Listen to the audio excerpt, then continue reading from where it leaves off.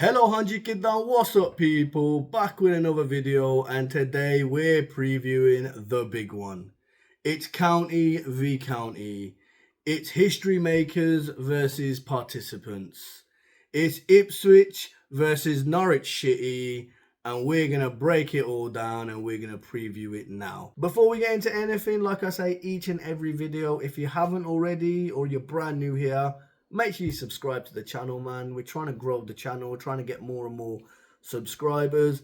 Please make sure you like it. If you like this content, like the video and all the rest of it, just smash the like button. It's the little thumbs up button there. Turn the notifications on, and obviously let me know your thoughts in the comments. Town fans, how you feeling? You think we can finally do it? Norwich fans, if you're watching, how are you feeling? Do you think you're going to keep those 16 years and keep that unbeaten record? Let me know. All of that helps with the YouTube voodoo, all the algorithms.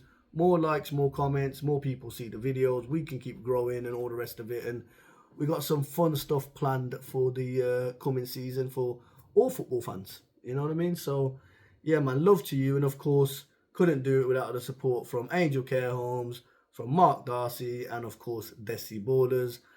And the support from the Ko-Fi legends, these legends right here.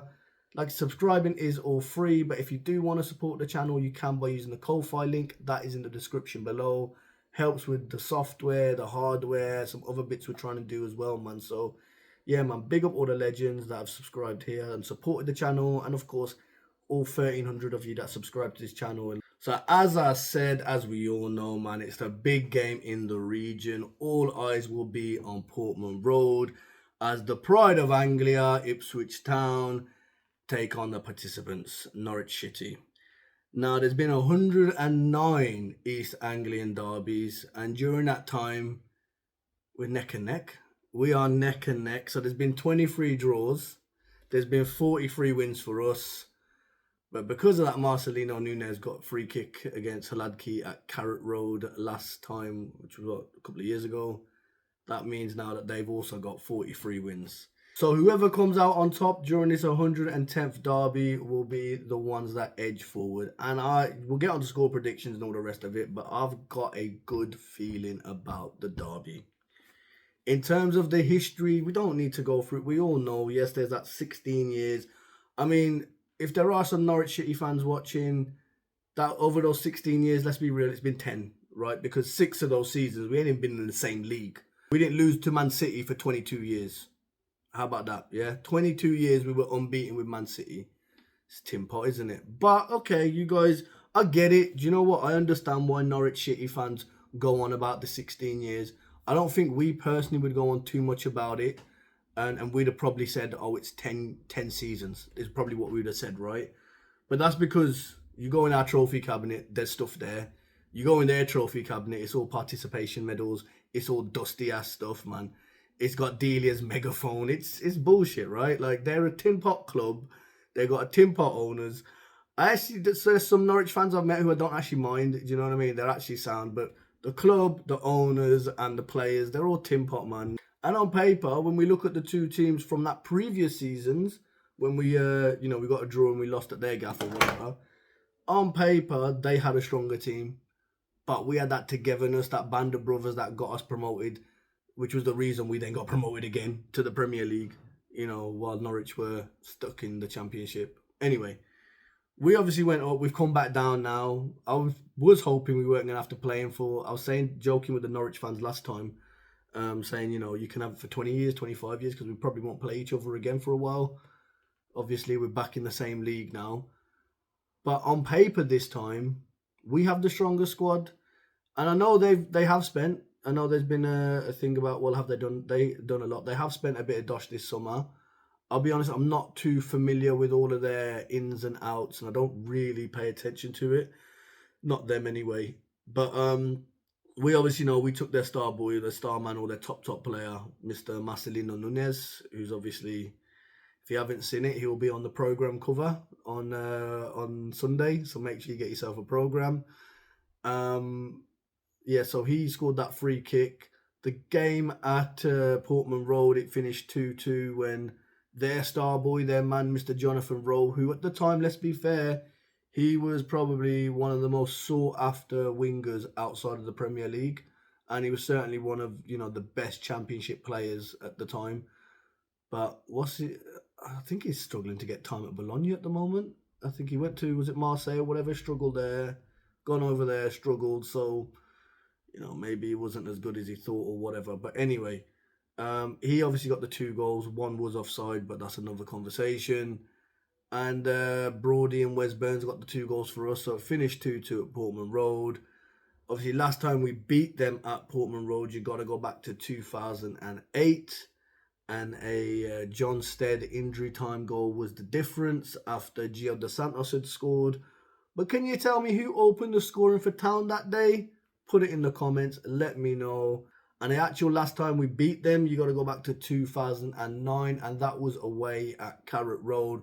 I was the Canary Crusher, Mr. Danny Haynes. Big up Danny. Top guy. He'll probably be at the game on Sunday. As I understand, Jim Magilton will be as well. So there'll be some players there that can definitely get into the dressing room and veer them up for a team talk or whatever from there. I think the fact that we haven't got so many people together that there and know about the game and all the rest of it could play to an advantage to us, because let's be honest, anytime there's a derby, form goes out the window.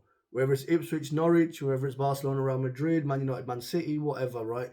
Any derby games up and down the country, all over the world, form goes out the window, because players stop playing with their heads, they start playing with their hearts, and when they start playing with their hearts, they sometimes make the wrong decisions. A Norwich player is definitely getting booked in the first couple of minutes as soon as Nunes comes on. A Norwich player probably even gets red carded because they want to leave something on Nunes. Now that you're going to do that, and you're going to leave your team down to 10 men, so it's probably not a good idea, right? Same as, players that were connected with the club know how much this means to finally get us over the line. It's been 16 years.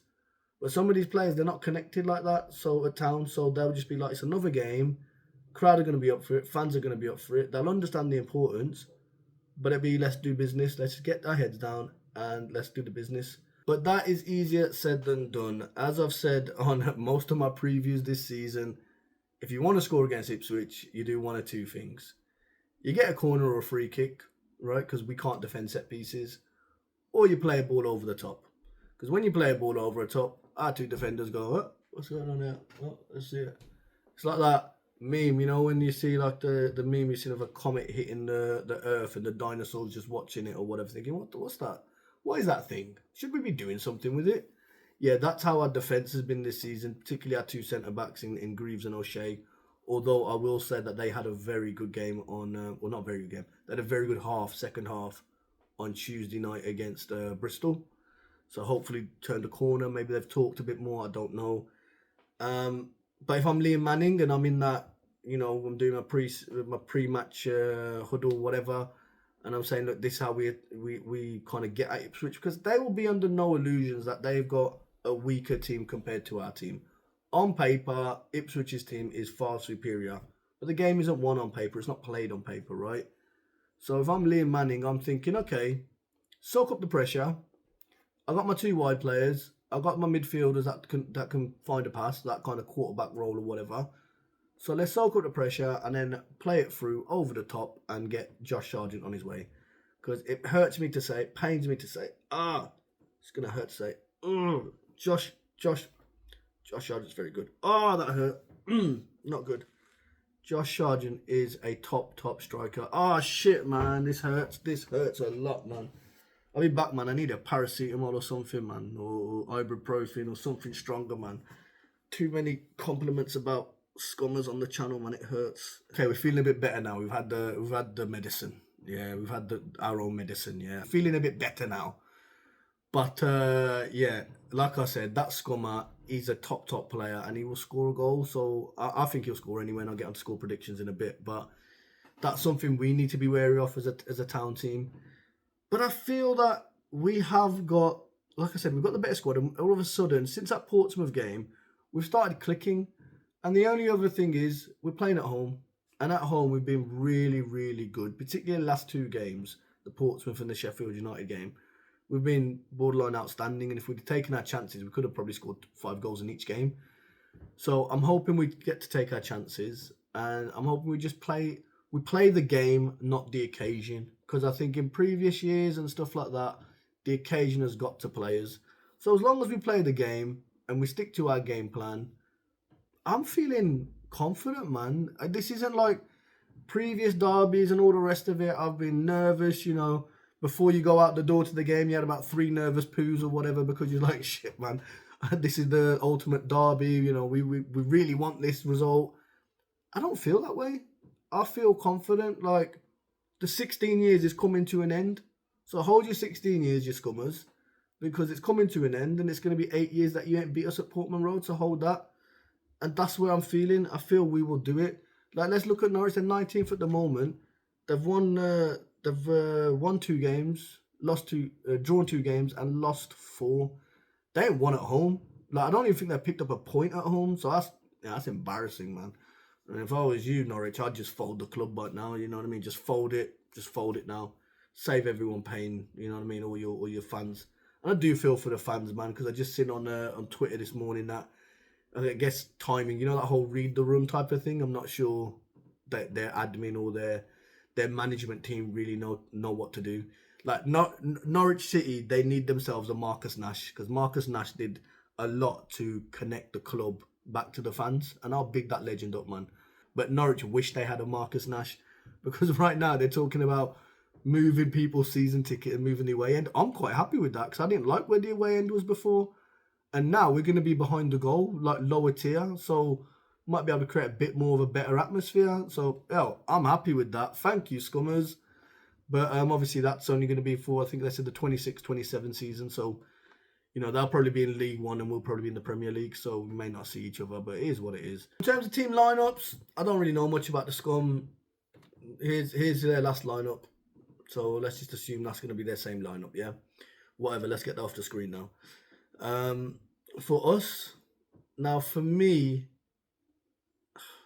I think we're gonna see that tried and tested one that he likes. I mean,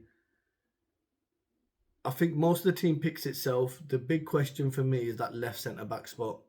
So let's start at the lineup. So Palmer, obviously in goal, Furlong right back, Leafy left back, O'Shea right centre back, and for me, I'm playing Cedric Kipre left centre back. I know he's a right-footed, left-sided player, but and maybe the left-footed, left-sided player obviously gives you more balance. But I just think Kipre will. I feel more confident with him in the team against a Josh Sargent. He's going to get in front of him. Although Greaves did do well to get a few last-minute tackles and last-ditch tackles, but I think Greaves had one good half in so many games, 7 games maybe now. Or 6 games or whatever, and I think you just need to ease him back into the team. We signed Cedric for a reason. He's here on loan. Let's make use of him. He's an absolute unit. I think everyone after that Portsmouth game was raving about him. So yeah, for me, Kipre needs to start. Our midfield too, Jens and Matisua, I think they picked themselves. I know there were some comments about maybe Nunes starts, this, that, and the other. Personally, I think I see Nunes coming off the bench and scoring the winner. But yeah, I'd have them two there. Left wing, can we just... I know the guy scored the goal in midweek, but can we stop with the Jack Clark experiment? Like, Jack Clark can't start games. He's very good off the bench. He can't start games. He's very poor. And if it wasn't for the penalty on Tuesday, he would have a poor rating anyway, because I don't think he did a lot. But credit where it's due, he scored the penalty. So, if he's on the pitch and we get a penalty, he's the man to take it, in my opinion. The number 10, there's been a lot of debate here in the number 10 role. Again, like Clark, I think Schmodix is not a starter. I think he comes off the bench and offers more that way. I wouldn't be starting Schmodix, it'd be Akpom. And right wing, I know McAteer has got his critics, but I think he's quite solid as well. But I think Wally Egley is ready to start. He started against Portsmouth. Maybe can't start back-to-back games in a couple of days, but now we've obviously had the Bristol game. He's a young player. There's a lot to come from him, and he just excites me, man. He likes to, he likes to have the ball. He takes care of the ball, and he's a bit skillful and jinky and all the rest of it. So I'd like him there. And Hursty, I think he's our starting striker. I thought Azon did okay, but again, like a Schmodix, like a Clark, I think they're better suited coming off the bench against kind of more tired legs or whatever, and then they can exploit those spaces. So that would be my team lineup. In terms of score predictions, in fact, we've got put them up on the screen now. So here's a score prediction. As you can see, I'm backing us, man. I am backing us. We're all backing ourselves. We'll think we're going to do it. And I think everyone's like that at the beginning of every derby game. But I'm backing us 3-1. I think, there'll be goals there. I think we will concede. Like I said, that Josh I can't say it again, man. I'm going to throw up. But yeah, he's a good player, yeah. Their striker. And he'll get a goal. I can see it. And for Norwich, it's although they've been piss poor at home, and they have been really piss poor at home, they've got a few good results on the road. So they drew 1-1 with Coventry away. They drew 1-1 with Stoke away. So both of those teams were right up there at the top of the Championship. So they have shown they can get a point when needed. But I'm not convinced that, unlike us, who I think will play more with our head than our heart, I think for them, the Scum, they'll end up playing. A lot of players will play with their heart. A lot of them will feel a certain way about Nunez. A lot of them will know about the history and have been here from the previous derbies or whatever. So, I don't know. I think that could be a bit of a downfall. But yeah, I back us, man. I back us to win. I back us to put these 16 years behind us. And we'll start our own, which is 8 years unbeaten at Portman Road against the Scum.